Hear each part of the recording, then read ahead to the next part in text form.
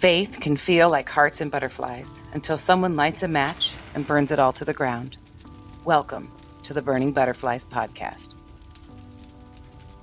The sad thing is that there's abuse of every kind within the church. But the spiritual abuse is the stuff that just What's a place there shouldn't be abuse? Like, there just shouldn't be abuse in a place that claims Jesus. Well, it ruins your soul. If you're new here, we suggest listening to our prologue episode first. This is the story of two women's journey through spiritual abuse and escaping from toxic church culture while finding hope in Christ. Sometimes it's just the facts, and if you get offended by it, that's a you issue. And if we can't be mature enough to have these conversations, even if some of the topics are difficult, then shame on us.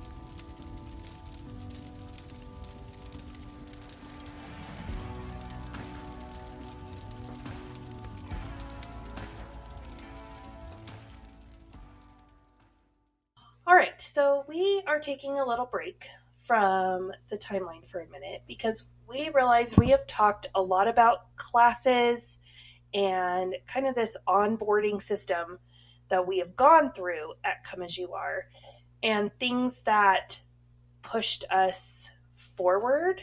Yeah, we were a part of a system. Yes. And I think at this point, you have to understand the context of the system for the rest of the story to make sense. Like, because nothing makes sense if it's out of context of, like, if you don't understand this processing and this onboarding and these classes and the lingo and the things that we say from this point forward, you'd be like, well, that doesn't make any sense.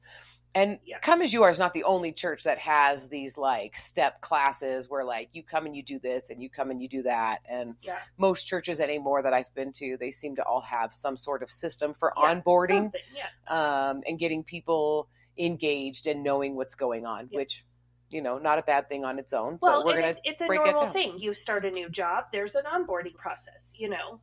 Yeah, process to get you into the culture of the environment that you're in, whether it's a job, whether it's a church, whether it's at school. So it's not a bad thing to have this in place. But we want to talk about when it is a bad thing. when that system is broken and when there's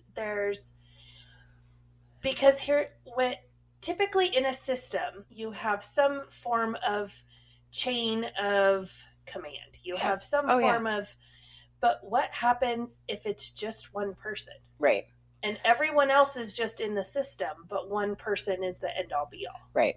And so let's dive into the system. Woo! So Amanda, start us out. Tell us, like, just give us the outline of the steps. Like, you come in, you knew from first moment the list of things you had to do. What was that list of things? Yes. So the very first thing you got to do is you have to go through 101. That is your introductory class. That is like welcome. Now, a lot of churches have their like welcome newcomer classes. 101 was definitely like, here's who we are, this is what we're doing, and then you sign up and you become a member at that. 201 is all about like, you are now you are a member, so like what do you need to do to basically live out your faith? So things like baptism, tithing, reading your Bible, having a daily quiet time.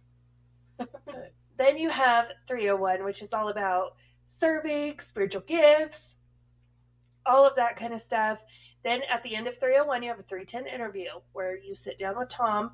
He tells you, oh, this is your spiritual gift. He tells you what your spiritual gift is, and then he tells you how to use it to serve the church. Then later on, not until like 2014, like the very end of 2014, I think this was the fall campaign of 2014, was 401 class, which is all about like going out and being reproducible and sharing your testimony and all this stuff, right? Then you have Master Life. Master Life is these 4 books. It's just a Bible study, but you have to go through Master Life. A lot of Master Life, if you go through Master Life, you see that 101, 201, 301, 401 line up with Master Life. Then you have CWT. CWT is continued witness training. This is something that sometimes it was offered. It kind of depended on the season. As 401 became a thing, you saw less of CWT. And we're going to go into each of these things individually. I'm just kind of giving you a bullet point list. Then, once we get you all the way through all of those things, that's great. You're functioning at this high level, right? But now, we need something to keep you. We need to keep you focused on something. We're always doing something. The verse that was always used was, God said, look, I'm doing something new. I forget what, it was like Isaiah or something like that. But that was always the verse thrown out there. God's doing something new all the time. And so we would have these fall campaigns. And the sole purpose of those were the people who have gone through the system. If you go through the system and then you end at the end of the system, you're going to start to realize something's weird. And this is not, you start to ask too many questions. We don't need you focused on what God is telling you. We don't want you focused on God and following the Holy Spirit and all of that. We need you focused on what Come As You Are is telling you to do.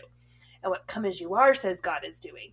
And what Come As You Are says the Holy Spirit says that you should be doing. And so we need you focused on something. So we're going to have a fall campaign.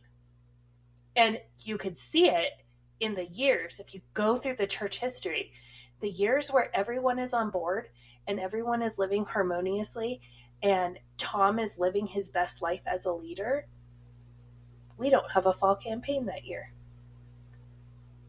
But the years where someone is upset about something, someone is questioning Tom about something, there's any kind of discourse whatsoever. Yeah, a group of people leave the church. There's a fall campaign. We have a fall campaign.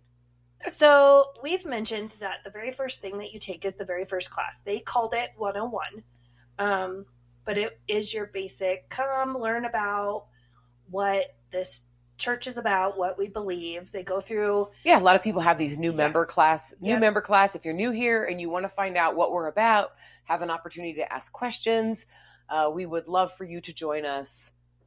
Yes. For this class. Yes. The church that I am currently attending, it was a quick, little come have lunch with the pastor kind of thing. And he would kind of tell you about what the church's vision and mission statements are. And then if you had any questions about beliefs or whatever, it was really member directed. He was like, okay, here's our vision and mission statement and what, kind of who we are. And what questions do you have for me? I felt like it was the complete opposite from Come As You Are. Yeah.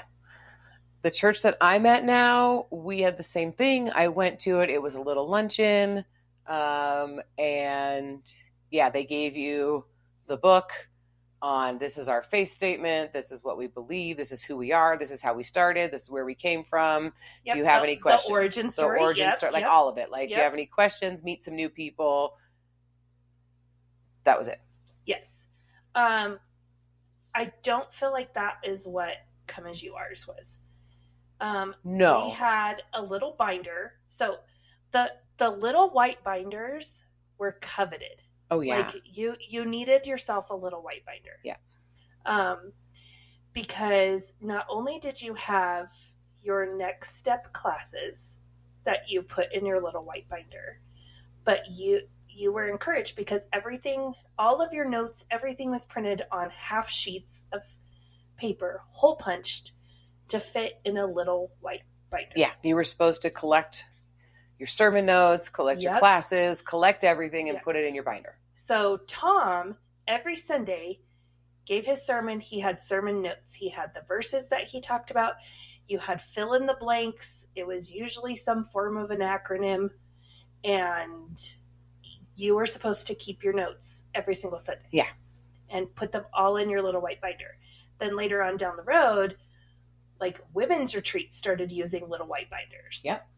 And so pretty soon it was, oh, my little white binder is so full. Yeah. That's a big, That's like, a big deal. Or if you get 2 binders because your first binder was so filled up. Wow. yes. Whew, you So- made it. You get a little white binder for free because And you put your little, and you go through the step by step. It Yep. was fill in the blank. You take this class, you fill in the blank. it's fill in the blank. There's no, okay, where did you come from? And let's cut, like, you filled out a form, No, you but were, you didn't discuss it at there. No, you were in a class. Like, you were Yes. taking a legitimate, like, I go to school. Like, here's the difference. You and I both said the churches that we go to now, it was like a luncheon, a meet and greet, get some information, right? Yeah. And then the difference would be at Come As You Are, it was like when I sign up to take a course online. Like, if I Yes. sign up, and I take a lot of courses. I love that. You know, I'm signing up, I want to learn something, I'm getting some knowledge, and I'm like getting a certificate at the end that says that I completed this class. Completed this class. That was the vibe. Was And like, it's- you are going to take this class, here's your fill in the blank, you now have the answers, memorize them, learn them, regurgitate them, sign this form, you agree. Yep, and it's like 4 to 5 hours on a Saturday. Mm-hmm. You get lunch, but it kind of depends on who volunteered for the lunch team. Yeah, because it's all volunteer. Mm-hmm. So if you have someone who doesn't want to really cook and they have money, then you're gonna get like Subway sandwiches, right, or something like that from a local restaurant. Chili out of a crock pot. You know, a lot but of stuff it's like usually that. These old ladies in the church are gonna make you soup and sandwiches. Yep. And then, so I don't know what your experience was when you took 101 and you were a lot younger. My experience really felt like my doctrine, theology, and belief system was being corrected. Yes. Like, I felt like this was my opportunity to learn how to do it. Like, the class really came off as, this is how you do it right. Yes. This is the right way to look at the Bible. This is what all these verses really mean. You are now being informed on. This is how you are to be a Christian at this point. I agree. Okay. I agree. It went through like their statement of faith. Mm-hmm. There was no background as to like how Come As You Are got started. There was none of that. You didn't hear the origin story of the church. You didn't hear the origin story of Tom. You really just were like, here's our statement of faith. You need to be saved. You need to be baptized. Right. And it just walked through all the process of like, this is what we believe. This is what we do. This is our responsibility. This is your responsibility. So, because I don't know where else on day one of just a get to know us type of situation, like the 101 class, where you would be asked so many personal questions. Yeah, Like, it's weird. In It's a weird to church- sit here in a and church setting. Yeah. Like, I think of like, okay, I go to work, like, even as a job, you don't fill out who are your kids and what it, like, do you have a relationship with your children? Are you estranged from them? Like, you don't have that type of personal information. Like, you give the information you, like, the only time they even need to know if, like, you're married and have a spouse is, like, so you have an emergency contact. And well, right, or whatever comes out in your medical forms that you fill out and stuff like that. Yeah, and things like that. But, like, you think about it, and we sit down and we fill out these forms, like, what experiences did you have at other churches in those classes, those get to know us classes? Because I've never given that much information or been asked. I didn't give that much information in any way. Like, I did not fill out the form. Like, that probably saved me some people. Like, I've heard stories of people who gave, like, they were given everything. You have to have some skin in the game. Yeah. It's like they were, now that I look back on it, like, not knowing any better, I can see how people were willing to be like, well, yeah, I want to go to church here, so I'm willing to do what I need to do. And the system is telling them that this is what they need to do, so they're willing to do it. Like, they're trusting. That's the sick part, is that you put Jesus on the door, and these people are trusting you. They're willing to open up and give you all this information about their life, and they don't realize that you're just doing intel. Yes, because to use against them later after you love bomb them. Now you're going to use all this stuff to keep them in a subservient position to you. Eventually down the road, this becomes part of my job once I become on staff, is going through these papers and you know. Hold on one second before you finish what you're going to say, because this is very important to understand, that we're not looking at this from like, oh, I was wronged and this church gave me papers to fill out and they asked way too much information. Like, that's not what this is about. No. And this is about the inside information of knowing and saying, I participated in this culture of gathering information on people and using it. Like, I'm giving you the, right now, 100%. Amanda's about to drop the behind the scenes. This is how I was told to use this information. This is how it was used. And this is how twisted it is. So I just wanted to say that, like, understand as you go and just know that nobody holds that against you, because we all were drinking the Kool-Aid and we all did things we weren't supposed to do. So go ahead. So at the end of 101, you fill out this paper and it asks you about your family and asks you about, like, what are birthdays? What are anniversaries? What are, like, all of this stuff, your church background, everything. All of that information is put on a list. So we had people who would send out birthday cards. Your kids' birthdays, your anniversary, your birthday, all of that are put on a list and given to those people. So now all of a sudden, you're not just filling out your name and address for something in the office. Your name, your children's names, their birthdays, your address are now being given to an entirely another group of people, and you are not asked permission for that. No, all under the guise of, we want to know you. We're a family. We love you. want to love you. We want to know all about you so that we can love on you. Yes. Anyone who is baptized anywhere or not baptized, like, so I would make a list. This person not baptized. This person not baptized. This person baptized as a baby. This person baptized at the age of 32 at this church. So then they knew we're going to ask questions of them to question. And so, like, if you were confident in, no, I was baptized, I believe what Come As You Are believes about baptism, like, if you were confident in that and you can communicate that confidently, you were not questioned. Right.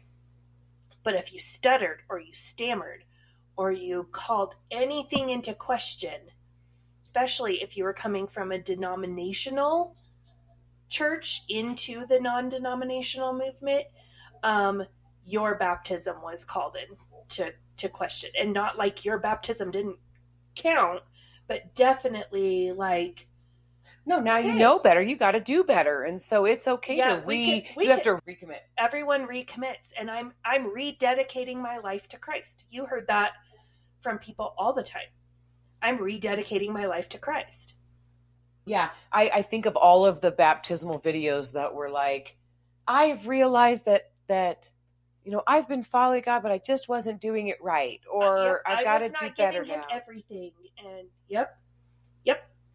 But then you also put on there what you do for work. Where do you work? What do you do for work? Because that information is also given to Pastor Tom. And so now he knows what you do for work, how the church can exploit that. You do construction, you do painting. We can use you. Well, and building maintenance. Want to point out, like, this isn't just random, let's just throw this out there and say that the church exploited people. No, you talked about earlier, when you have a structure and a system, because we asked this question at the very beginning, what happens when the leadership structure is not a leadership structure? It's one person. Yeah. And when you have one person orchestrating, well, we need this done in the church. Oh, how many conversations were you in where Pastor Tom said, you know who you should call? You should call this person. They do that. Yep. Call this person. They do that. Call this person. They do that. Oh, this ministry needs that. You know who needs to be involved in this ministry? Person XYZ. Yep. Why? Because he has all that information that you gave, and now you are being orchestrated as to what you will do and where you will serve within the church. And so you could look at that as like, oh, Tom really cares about his people. He's a pastor. He cares about his flock. He's invested in them. He wants to know them. Tom did not know people's names. I was the person on Sunday morning that would have to stand in the lobby, and someone would walk in and he'd be like, who's that person? And you'd have to tell him their name, and then you'd have to give him information like that he would remember from all of those papers, all of those lists I handed him. Even to the point where, hold on, this is a great point to interject, that he walked into the church sanctuary during a VBS and asked who the person on stage was because he didn't know. And it was his daughter-in-law. It was you. It was me. Who's that doing that? That's Melissa. Who's on the stage? She's fabulous. Where'd you find her? Married to your child. Yeah. That's so let's just be real. And we're not talking like you and Froggy were newly married. No, this is years and years. I spend like every Sunday at your house, bud. Come on, and you don't recognize me.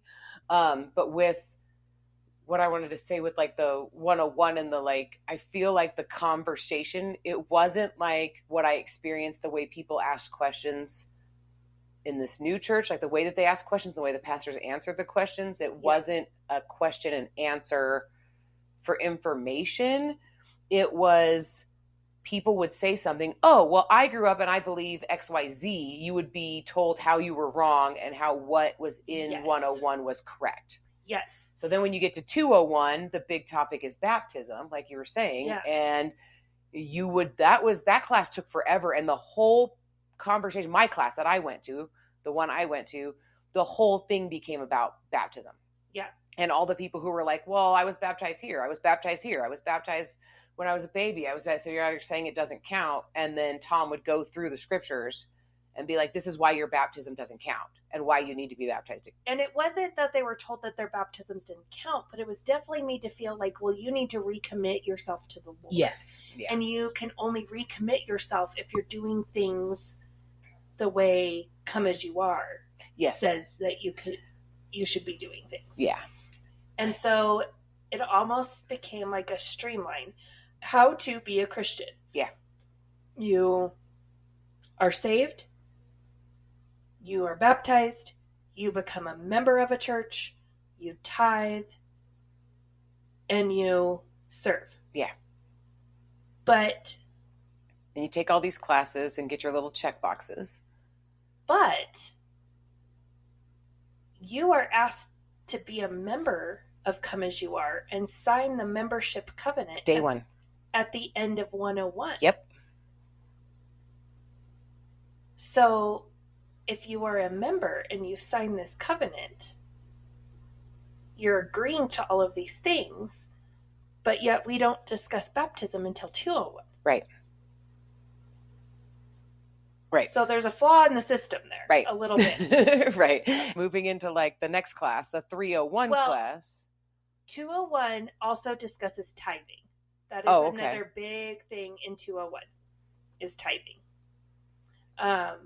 Because it's all about like now you have to be a productive member of this church. So you discuss tithing, you discuss baptism, you discuss, are you reading your Bible? Are you having a quiet time? Those are things that are brought up in 201 because those are things that are really pushed a lot in Master Life. And so this is like your little, like, we're going to plant the seed. Right. And then 301 is all about serving. Yeah. And your spiritual gifts. Yep. And serving. How can you live your best life here at Come As You Are and be used in the kingdom of God? Right. And then you get your spiritual gifts test. Yep. Which a lot of churches do that. I did have that offered at the church that I mainly attend. I say I attend church. I mainly attend. I focus on one here. I mainly attend this one church. And they have, a lady that will go through your spiritual gifts with you, and they offer that up, and then you have to contact her. Like, they're not hunting you down for it. Like, that's all, it's all on you to like say, if you want to go through that, if you need to go through that, if you want to mentor in that, they have a team that's available to help you and become mentors for you to help discover your spiritual gifts. Yeah. So I kind of appreciated that because nobody hunted me down. That was kind of cool. Yeah. But that is not the case. No, where this felt like this felt like, I guess here's just the best place, because I can't really go any forward without being like, something that I didn't understand coming out of this type of high control environment was, what is it about Come As You Are that they put themselves out there as being the end all be all? Yeah. Right. And so I was recently reading this article, and it mentioned that there's like 41,000 different denominations of Christianity.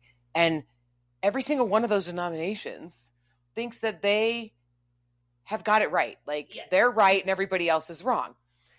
Stop and think about that for a second. 41,000 different denominations all think that they're doing it right, and every other and 39,999 denominations are doing it wrong, right? Yeah. Like, it's insanity. But then when you get to the specifics of Come As You Are, that church thinks that it's the only church doing it right and everybody else is wrong. Like, we're not even talking about denominations now. We're in one building with one pastor at one church who thinks they are doing it right and everybody else is wrong. And I say that because there can be Christians all over the world who are serving God and doing it right.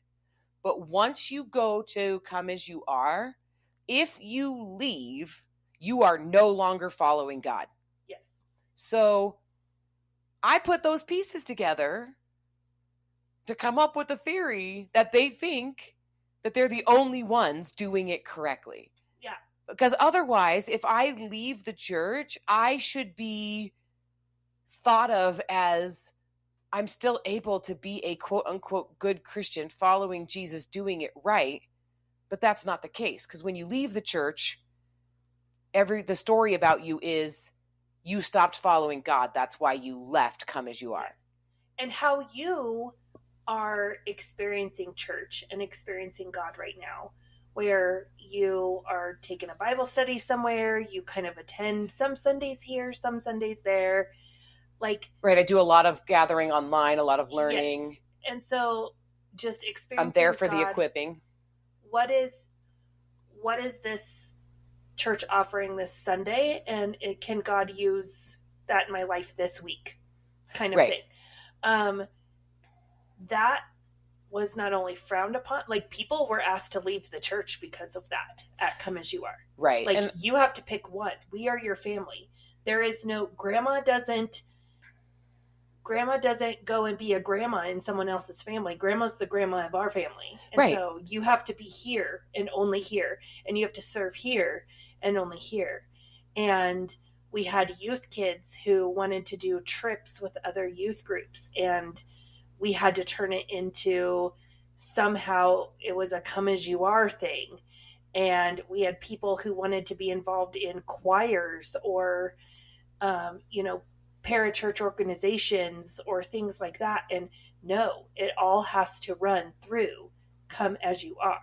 Yeah. And if there was something from a parachurch organization that was good, then all of a sudden Come As You Are had to have its own version of that. Yes. But also, I was set off the other day by a comment somebody made about being a consumer. Uh-huh. Like, you have to be careful to not be a consumer. If you're church shopping, you're a consumer, and that's frowned upon in these evangelical circles, and not just at Come As You Are, like you were just talking about. I mean, this is like across the board. And I do want to point out, like, the person who said that to you was not throwing it in your face. No. It got brought. No. It got brought up as like, this is the mentality. Like, yes. This person wasn't saying, well, you don't want to be a consumer. This person was saying, like, of course you don't want to be considered this consumer. And so I'm not saying that person did anything. What I'm saying is that concept was so out of my mind because I'm so far out of the high control organization that, and I had forgotten about that phrase about, well, don't be a consumer. Okay. Well, nothing that I'm doing in my relationship with the Lord and my walk and my fellowshipping and my faith and the places that I'm going and the things that I'm participating in, to me, feels like I'm being a quote unquote consumer. But when somebody said that to me, it like really threw me off, because I was like, what part of church are we so offended by somebody being a consumer of? Like, I grew up in the service industry, and something that I have preached in the service industry is you signed up to be inconvenienced. When servers complain that they're being inconvenienced by their table, I'm like, that's what you signed up for. When you sign up to be a serve person, you are signing up to serve. Guess what serving is? It's being inconvenienced. When you sign up to get messy in somebody's life with them, you're signing up to get messy. Don't complain that you got messy. So when you're at church and you say, come as you are and find Jesus, then you want to complain that somebody's consuming that? Like, I don't get it. Our churches have become businesses. We have onboarding systems. None of that's in the Bible. Yeah. Jesus did not set up a vision and a mission and a statement and an organization and a system structure and onboard people. Yeah. But our churches have become businesses, and now we have all this business lingo in it. And now you can't be a consumer if you're not paying. Like, what is the problem with that? What am I consuming? And where is my problem with participating in church? But what am I not giving that you say I'm a quote unquote consumer? Well, I'm obviously not giving something, right? But let's look at it also, like, because what you just said about in the service industry, you signed up for this. Yeah. Like, I sign up to be inconvenienced in the hospitality industry. Like, that's my job. My job is to be inconvenienced. I'm not getting my way. I'm serving your way. I'm saying yes to what you want. So, I don't want to give you a refill on your soda because you've had 15, but guess what? I'm going to put a smile on my face. I'm going to bring you that 16th soda because that's what I signed up for. So when does that, because that is what was used against me. You signed up to serve. You signed up to give it all to Jesus, which in turn ended up being you signed up to give it all to come as you are. Yeah. And so you signed up to be inconvenienced. If you don't want to be in this ministry, then why did you sign up to be in this ministry? This ministry includes X, Y, and Z, to the point where I'm leaving family functions on holidays to go and serve at my church. Yes, and that's the problem. So why is that not, like, people are consuming that? I felt like people could, like, leaving Come As You Are and being able to take a step back and look at everything that had gone on. I felt like people consumed me. Yeah. I was there to pour everything out for everyone else, and no one was there to help pour into me. No, and that's exactly it. Now look at what we just uncovered is if you aren't doing what you're doing, you're a consumer and you're just consuming, right? And that's a problem. Why is that a problem? I'm not saying that I think that's a problem. I'm saying that the system said, if I just showed up and consumed, that's a problem. So in the system, I don't want to be a problem. So now I'm doing what we all did, which was I sold out. And if I have an idea and I want to participate in ministry, I have to be willing to give my every time, treasure, talent, breath of life to this ministry. And now I'm being consumed.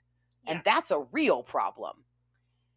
What my eyes have been open to is that there are a lot of churches who don't realize that they are participating in activities for the purpose of manipulating people to be on board with their church. Yes. None of it is necessarily biblical or following Jesus, but we've put that cloak on it. So where is the responsibility of the organization and the responsibility of you, the consumer, of buyer beware? Yep. Like, where are you responsible for your own actions of consumption versus where does it become the fault of the organization for bait and switch, essentially? You know, like where does that line draw? And going through these classes and seeing these steps and understanding that I've experienced some of these things, I do feel like the system at Come As You Are was designed for you to worship Come As You Are. Oh, yes, 100%. Like, it was just none of this is about Jesus and none of this is about the Bible, he's slapped on top of it. But it's all about this church organization, and how you submit, serve, join, be a part of. It's no different than any other social club that you would attend, any other multi-level marketing scheme that you've been a part of. None of it. It's all the same. Yeah. 301. Spiritual gifts. Yes. So, your inventory, your interview. Yes. So you fill out, they were very big into what is your shape? So your spiritual gifts, your heart. What are things that you care about? And you made these lists and you gave them. Now, didn't all this come from like a purpose-driven church? And the material, is it all part of Rick Warren and purpose-driven church? It's all very based off of that. Yeah. Yes. So this is not stuff that Tom wrote on his own. This is all stuff he got, like, pretty much he bought a How to Start a Church in a Kit from Rick Warren, Purpose-Driven Church, and he added his own Tom spice and flavor to it, and that's what it is. Made it his own. It's a purpose-driven church. Yes, and then because eventually people would notice it and recognize it because they came from the toxicity of that, and they would call it out, and it would piss him off. I was in a Bible study with some people, and they said, "Where are you going to church now?" And I told them, and they were like, "Oh, I went there once, and the sermon was straight out of a purpose-driven church, and I've never been back," because they had a toxic experience. Oh, and he'd get so mad. Yeah. He'd get so mad when people would call him out for being a purpose-driven church. Yeah. And we are non-denominational. Right. Well, okay, sir. But yeah, so your shape, again, Tom loves his acronyms. So you have, but so does Rick Warren. So there you go. So you have your spiritual gifts, your heart. What are things you care about? You wrote down everything you cared about on a piece of paper. What are things that, like you just, it fills your heart to be a part of, you long to be a part of. What was A? I have no clue. A was something. P was like personal experiences. So what have you done in the past that was doing good for the Lord? Or what experiences do you have? Because you can draw upon all of them. Yes. And so the P and the E was like, your P was your personality. What is your personality? And E is experiences. And I think, there you go. Yeah. And so maybe A was like activities or academics or something. Cause like, that's where you put it, because that's how I got put into doing the website. Yeah. Because I had to write down where I went to school. Yeah. Cause you have a background in all of this. Yeah. Yeah. All of that stuff. And so, which shows like just how pivotal and like how much weight these classes held to us that we can't even remember what the acronym stood for. So I told you I failed it. Like I seriously can just tell you how it was used against me. Got no benefit out of it. And I've realized why is because I went into it looking for answers, and there was never an answer to be had, because the only answer you got was the information you put into it. Yeah. And I could never articulate well enough or share well enough or whatever. Like I was not good at putting the information in. And so I didn't get any information out of it. Yeah. Well, and you don't do anything that's a spiritual gift, or you don't do any, like I never had a spiritual gift out of the whole thing. Like, because, there's nothing you do or nothing that you are that is like qualified to do anything but like put on a theater show and sing. Well, okay. So I guess that's my spiritual gift, I don't know. Yeah. Well, and so that's how Amanda's spiritual gift is organization. Did you know that was a spiritual gift listed in scripture? No. Apparently it is. Church organization. Apparently it is. I had the spiritual gift of organization. Like, that's what I never figured out. It's like the list. I couldn't have the spiritual gift of leadership. No. Because you can't be a pastor.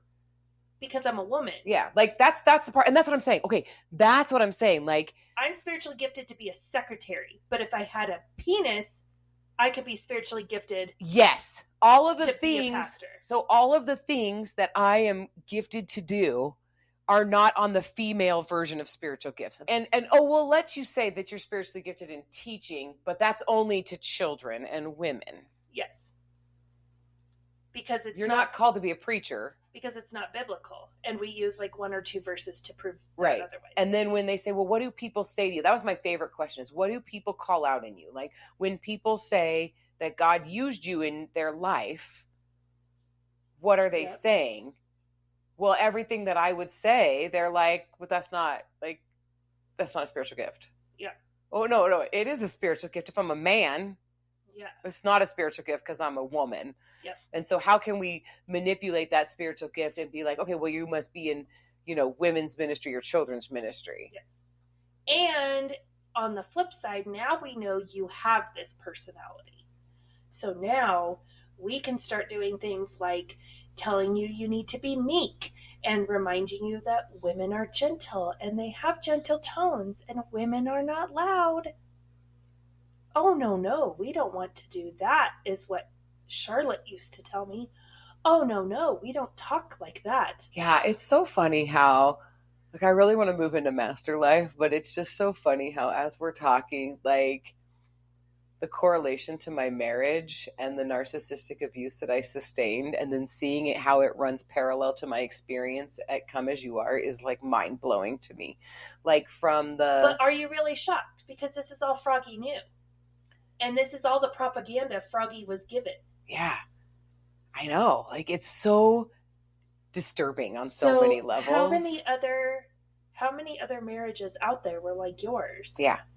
Because, well, the more I talk to people and the more that I hear things, through the grapevine and whatever, like, because people want to talk about it. People are looking for answers. Like, people want to know, like, okay, you've gone through this and you seem to be moving on and I'm stuck. Like, how can you come alongside me and help me with that? Like, just the number of people that have reached out and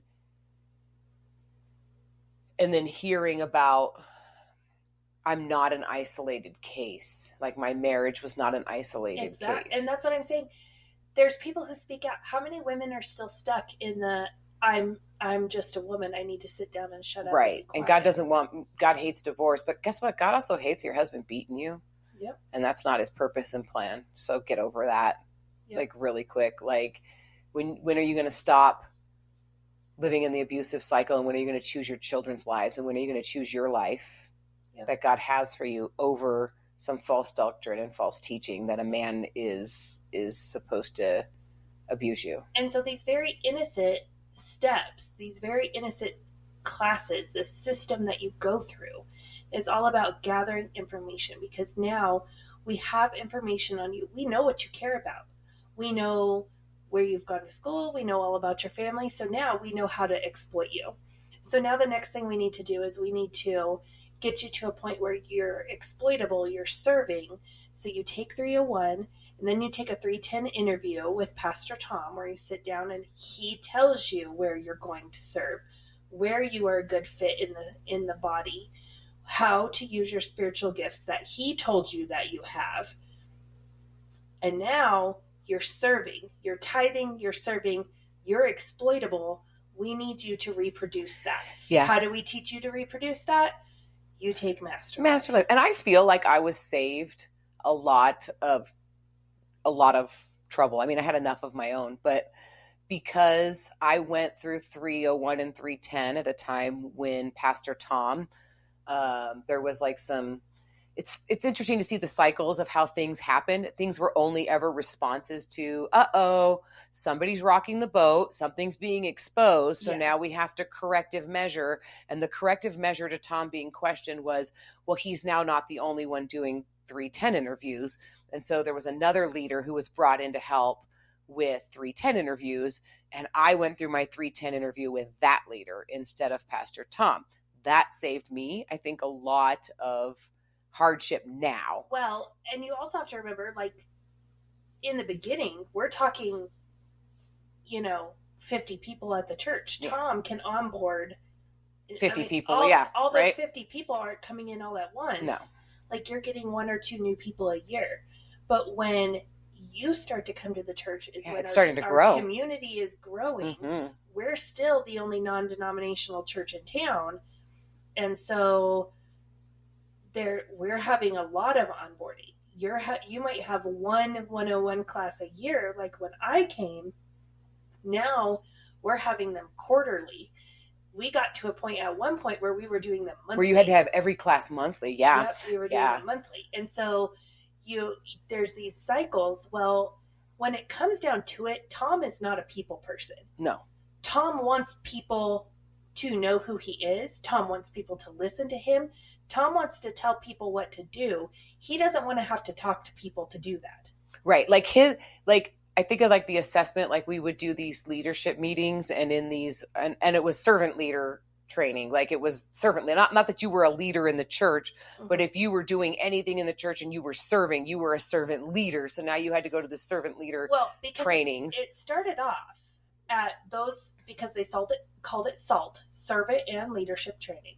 And so that started as if you were going to lead something, you had to be in these classes. Right. Well, then people started getting pissy because I want to do this, but I'm not leading anything. I would have loved to take that class and learn more and all of this. And so again, because someone rocked the boat and got upset, now we have to fix it. So now they promote it as, if you serve in any capacity here, or if you want to serve, then you come to these things.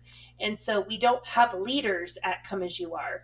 We have servants who, sometimes a servant has to be in a leadership position, but everyone is a servant. Right. And these things, like you said, it changed at one point and it turned from being like leader training to like, if you serve, you're there. But that's the whole like gist of the whole thing. It's like everything you did was to get your box checked so that you could do something. And so if you wanted to be a part of a ministry, now if you wanted to lead something, well, they look at your check boxes. Have you taken this class, this class, this class? Have you been through this? Have you done this? Like these steps all became things that qualified you to do anything. And so when we were sitting in we did these servant and leader trainings, there would be like these personality assessments, like, so we did the DISC assessment. Yep. And so my first DISC assessment that I ever took in my whole entire life, I was 100%, like 100. Okay. I was 99.9% an I, which is like it's me, big personality on stage it's inspiring everybody. Like we were talking earlier this morning before we started recording. I'm like, why can I not just get paid to be me? Like, Is there a job out there like diva? Hello. I'm looking for a diva job. Like that's what I need. But that's my personality. I am the in front of people on stage, not afraid of the spotlight, outgoing personality. And so I am this like 99.9% I when I first took this assessment. Pastor Tom is like 100% a D. So we are night and day difference. And that's what you were just saying. You were like, he's not a people. No, I'm like all people person. And he's all the opposite. So it's just that's the personality type. That's the dynamic. And it's so funny is after my 10 years at Come As You Are, my DISC assessment changed because I was wrong. And that's what I'm talking about, like these spiritual gifts and stuff. Like, what do we do with that? What do you do with somebody who's all an I? Like, what do you do with them? Like, where does that fall into the kingdom of God? Like, I was such a problem for the system, just inherently of who I was. So let's get to Master Life because this is the end all be all. Like we said, like there's 41,000 denominations and then Come As You Are thinks that it's the only church. This is the end all be all for Come As You Are. Well, and there's people who have left Come As You Are and are still, they took Master Life with them to their new church. Yeah. And Master, like I will say, I got a lot out of Master Life the second time I took it. Right. And I got a lot out of Master Life book 1. Like I have nothing negative to say about the Bible study. Yes. But I have a lot to say about how the Bible study was used to Come As You Are. Yes. Because, so, for example, last year you and I took a Priscilla Schreier Bible study about Elijah. Yes. Like, it was a great study. I got a lot out of it. It was a wonderful time.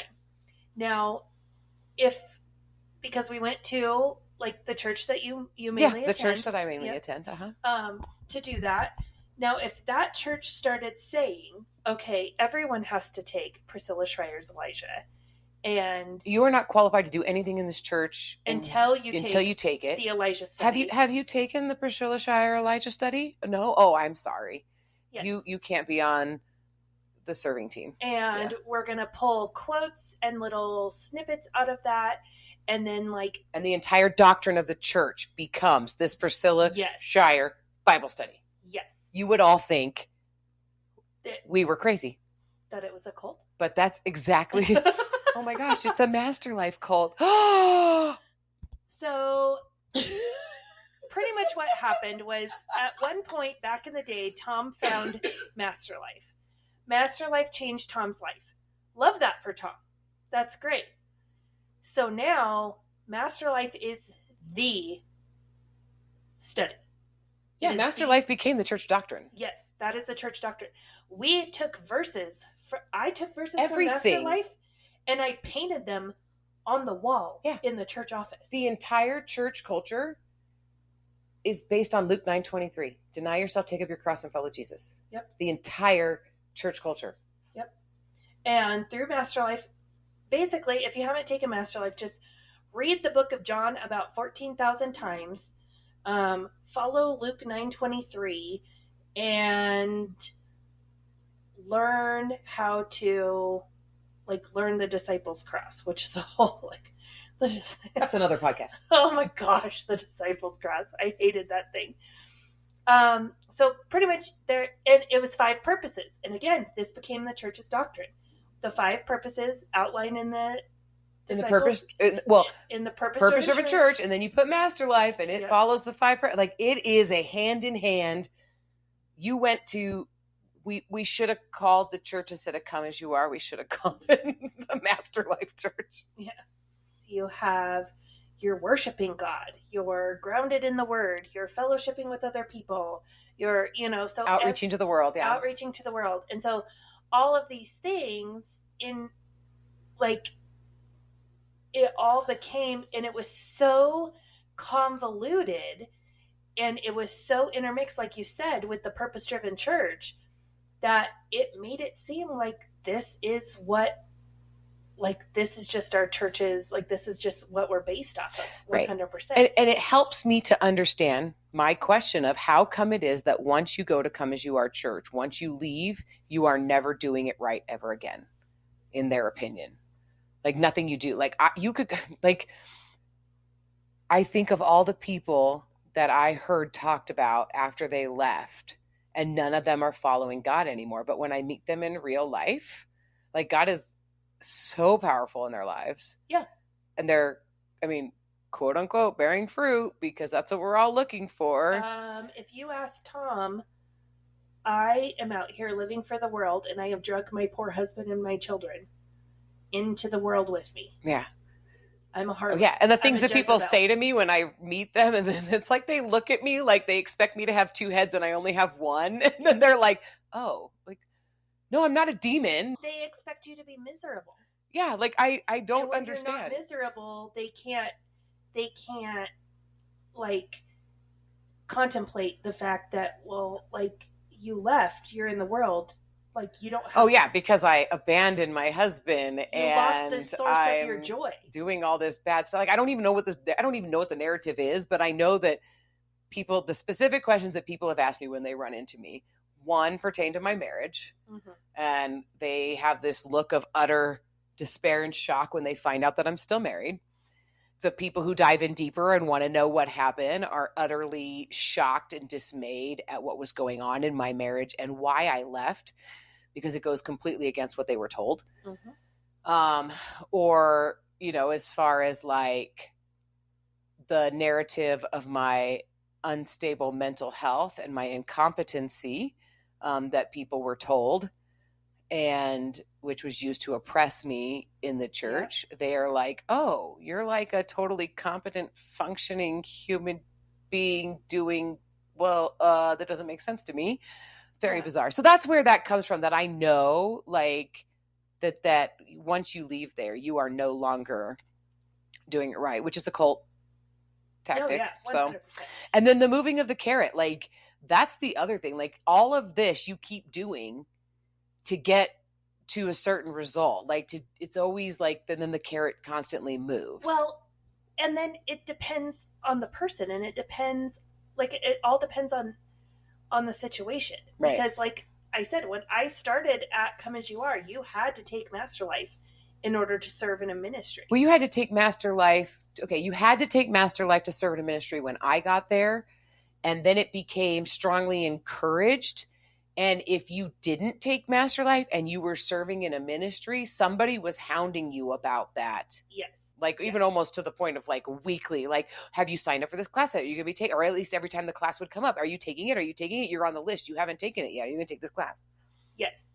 And so, like, it was like, it just to serve, you had to take it. Yeah. Then it became, if you were going to lead a ministry, then you had to take it. Then it became, if you were leading a ministry that involved teaching, so like youth, children's, something like that. If you were on stage in any way, so like a part of the worship team, or if you were on paid staff, it was required. Yeah. Everyone else, it was just highly encouraged. Right.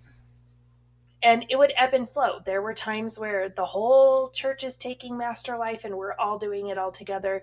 And it doesn't matter if you've taken it before, how many dozens of times I mean, there were people who seriously took Master Life every year. I was there for 20 years and these people took Master Life every year. And we're not talking like a one little, like, 8-week Bible study. Each book is 6 weeks long. And I thought they were 12 weeks long. They're 12 weeks long? Are they 12 weeks? I thought they were 6, and then you had like an activity week. Oh, maybe. Felt like 12 weeks. And then, well, you check them so many times. But that's the other thing too, is like, and then you guys would keep track of this in the office of who took what, and there was a list, and then you get to like the membership banquet, and you would be responsible for what have you taken. Yeah, because so at the membership banquet, you have a little thing. It was a paper, a double-sided piece of paper. On the top of the front, you again had to fill out your name, your address, your kids' birthdays, all the things. Pretty much it was the 101 sheet. We just gave it to you again. Down to the signing to be a member. Yeah. Like, and it said, is Jesus your Lord and Savior? Have you been baptized? Do you agree to the Come As You Are covenant? Which is basically Master Life. Like, yeah. I mean, Purpose-driven church and Master Life meshed together. Yeah, they reworded it, and I agree to XYZ. Which, can I just make a statement of the manipulation for people to understand that I attended this church for 10 years. I took all the step classes. I took Master Life several times. I did everything and jumped through every hoop. I filled out the paper every year at the membership banquet, and I never had any of my boxes checked. And I think it was so that I was never qualified to do anything. Yes, because that was my job in the office, was to take those papers. So it asks you what on that paper, it says, what have you completed? So it had 101, 201, 301, 310 interview. Later on, we added 401. Mm-hmm. And then Master Life, book 1, book 2, book 3, book 4, CWT, which is like how to share your faith. And then there was another thing. Oh, SALT trainings. Had you gone to SALT trainings that specific year? And so you check all the boxes. So then I sat down and I had a spreadsheet of every single person in the church, starting, I think we decided like once you were in high school, then your boxes started being counted. And then later on down the road, it became like only certain high schoolers counted, other high schoolers didn't count. It became a whole convoluted thing. So I would go through on this little spreadsheet and I just, click the boxes. Check, check, check, check, check. I would then give the spreadsheet to Charlotte, and she would double check my work. So in the process of me putting the check boxes in your column, and Charlotte, my mother-in-law would go behind your back and uncheck all of my boxes. boxes. And then every time I was involved in some sort of women's ministry leadership event where that roster was used, like, because who can do these things? Yep. Well, do they have their boxes checked? I would notice that my boxes weren't checked. But wait a minute, I was on the leading team, so I was allowed to lead in the pocket of my mother-in-law when it was what I needed to be doing, but my boxes weren't checked. So then I'd go into the office and either you or another lady would be sitting there like, why are I have taken all of this stuff. Please check my boxes. Yep. And I'd throw a fit about it. And I must have done that 6, 7, 8 times over the years where I would see the list and my boxes were not checked. And I would be like, we need to fix this. Yeah. And she knew because she'd be like, oh yeah, it's just you'll have to go to, like, she would tell me to go talk to you to fix them. Yeah. And I don't know why they keep getting unchecked. I was getting so frustrated because I couldn't figure out where it was coming from. Yeah.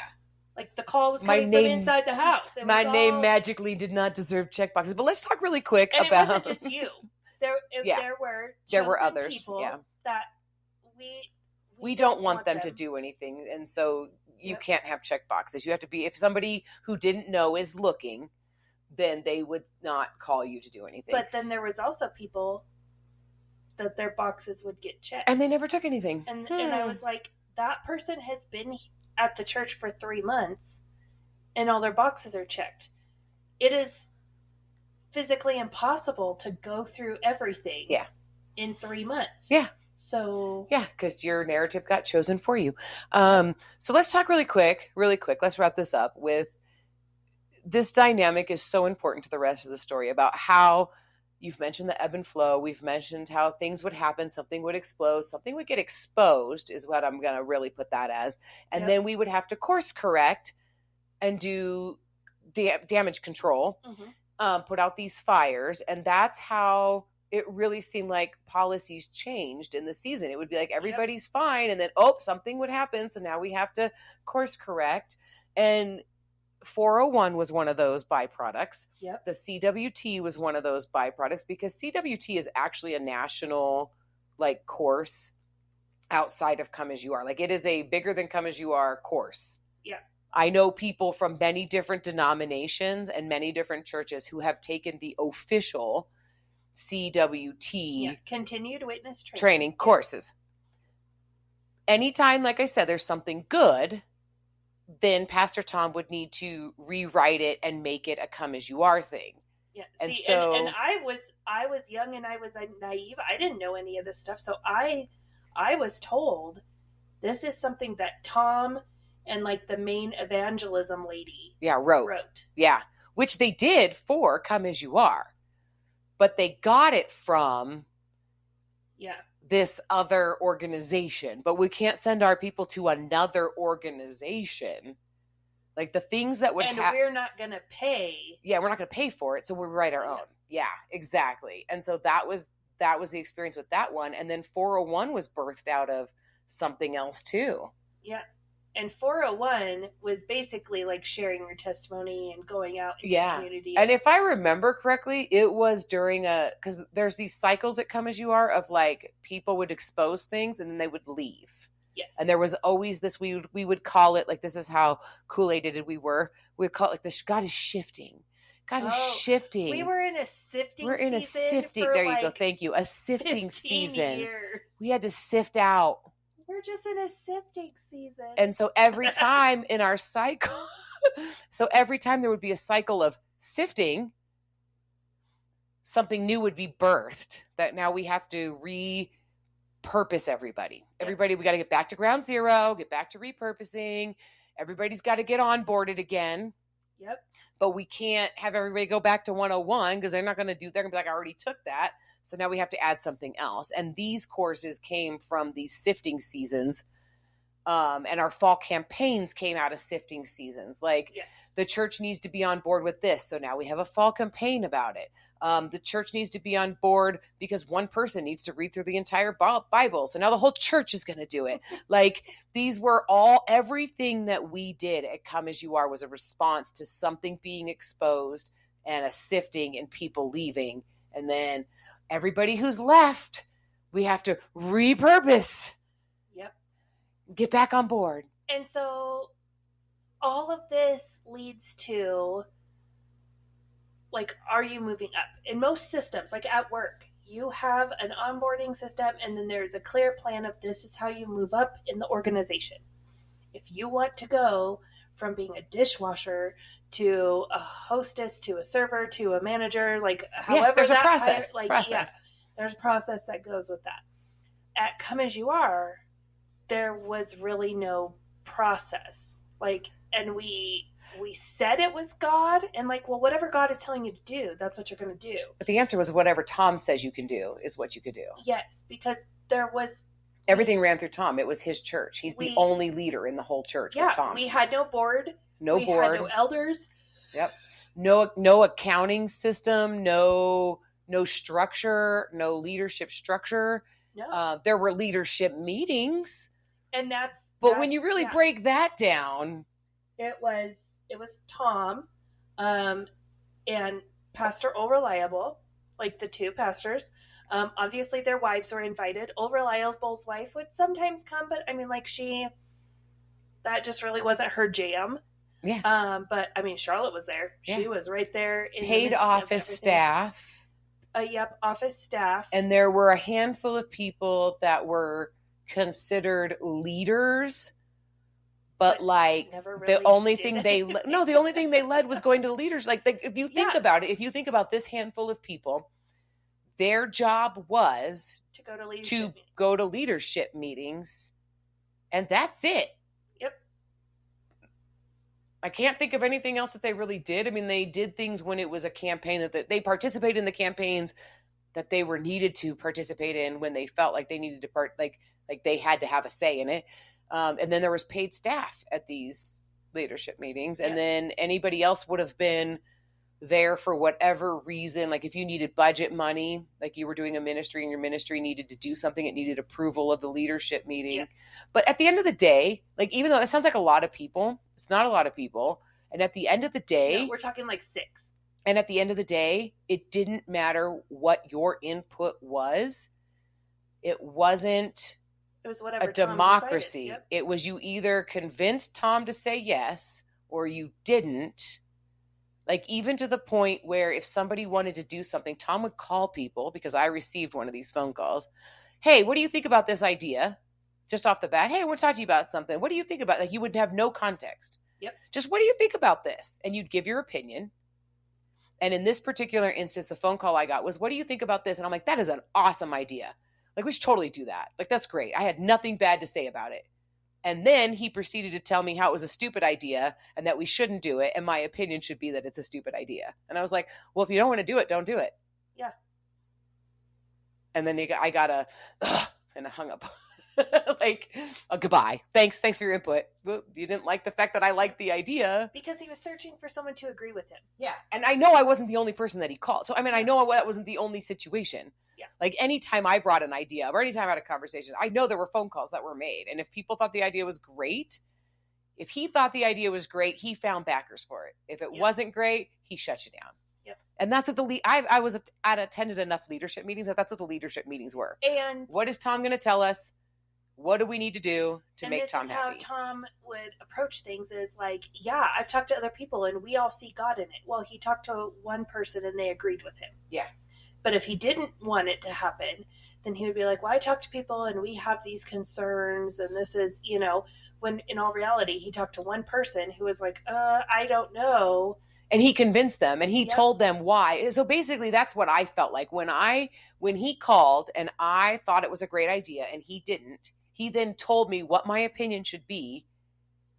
And then I felt like I was supposed to then take on that opinion. And if somebody asked, be like, yeah, it's a bad idea because of XYZ. But it was information that Tom gave me. It wasn't my real opinion. I did not do that.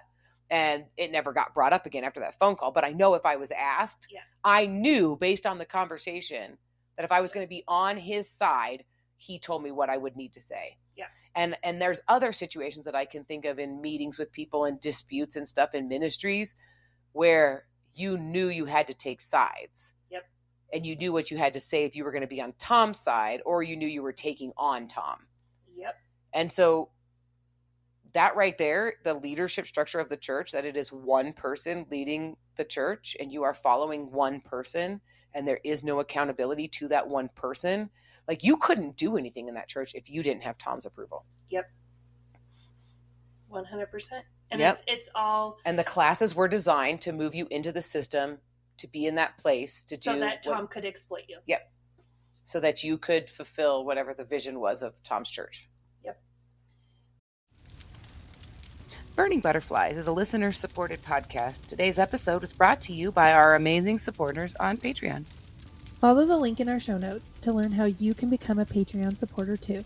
Supporters get exclusive access to bonus content each month, including outtakes, cut content, and supporter-only episodes. If you've enjoyed this episode, please leave us a rating on your listening platform. Burning Butterflies is a production of Asha Media. Thank you for listening.